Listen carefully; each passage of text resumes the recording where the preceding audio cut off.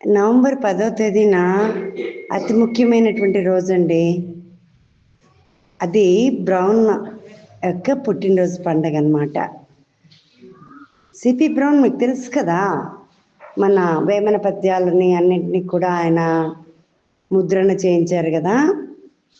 ఆయన వచ్చిన తర్వాతే అసలు వేమన గారి పద్యాలన్నీ రాశారు అని వెలికి తెచ్చినారు కదా. మరి ఆ గొప్ప వ్యక్తి యొక్క గురించి మనం తెలుసుకుందామా. బ్రౌను 1798 నవంబర్ 10వ తేదీన కలకట్టాలో పుట్టారు. మరి వాళ్ళ తల్లిదండ్రులు ఎవరో తెలుసా? రెవరెండ్ డేవిడ్ బ్రౌన్ కౌలే వాళ్ళ తల్లిదండ్రులు. ఈయన తెలుగు ఎప్పుడు నేర్చుకున్నాడు తెలుసా? ఆయన 1817లో ఈస్ట్ ఇండియా కంపెనీ ఉద్యోగ శిక్షణ కాలంలో తెలుగు నేర్చుకున్నారంట.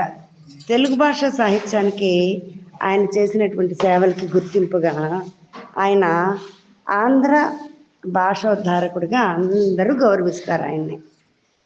మరి బ్రౌను కడప కలెక్టర్ హార్బర్కి రెండో సహాయకుడిగా, కడపలోని కలెక్టర్ హానర్కి రెండో సహాయకుడిగా 1820లో ఆగస్టులో తెలుగు నేలపైన అడుగు పెట్టాడంట.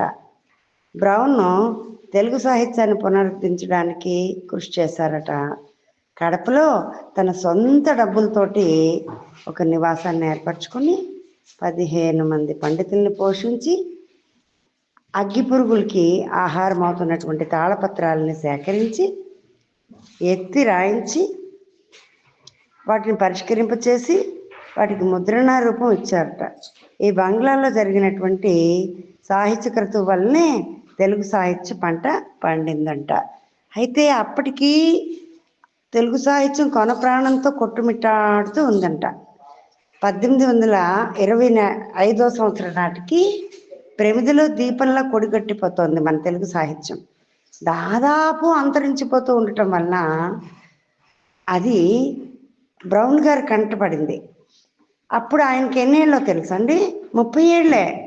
ఆయన 30 ఏళ్ళు ఆయన కృషి చేస్తూ కూడా దాన్ని పునఃప్రతిష్ఠ చేశారంట.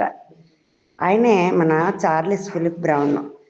కాబట్టి విదేశీయుడు అయినా కూడా తెలుగు భాష మీద అంత మక్కువ పెట్టుకునేటువంటి ఆయన తెలుగు భాషని తిరిగి ప్రాణం పోయడం కోసం ఆయన ఇంతగా 30 ఏళ్ళు కష్టపడ్డారే.